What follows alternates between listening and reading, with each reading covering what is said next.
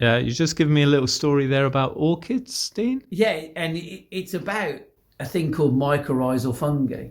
And mycorrhizal fungi is a fungus that lives underground and helps roots to get nutrients and water.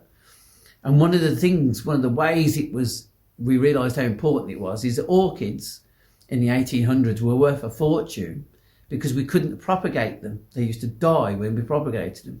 And so people would go to all around the world, they would find the orchids, and then they would literally kill each other to bring them back. Many people were killed and murdered trying to bring orchids back from South America and places like that.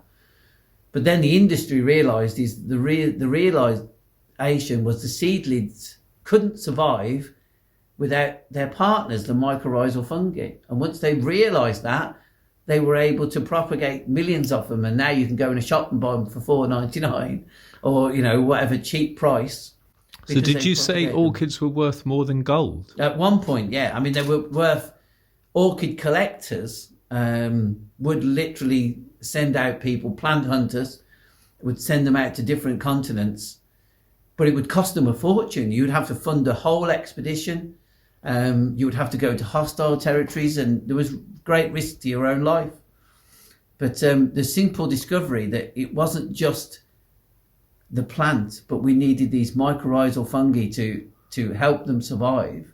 And now you can actually buy it as powdered, just as a powder in a packet, and it will, putting that into your soil will really help the growth of all of your plants. So the value of those orchids went up massively because they didn't understand how to grow them. And how they were growing and how to propagate them. Yeah. So whereas we will propagate things by cuttings, a lot of exotic plants could be done by cuttings.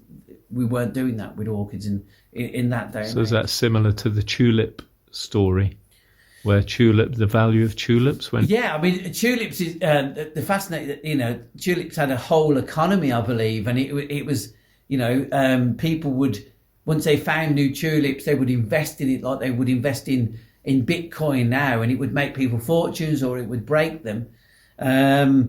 And, to a certain extent, the tulip industry is still like that, because a lot of the time tulips, they will have special people that walk the tulip beds looking for new varieties that come up. And, it's quite fascinating. Some tulips are developed by breeding, but some, I believe, is by different viruses that live within the tulip. So it's, right. It's a similar thing.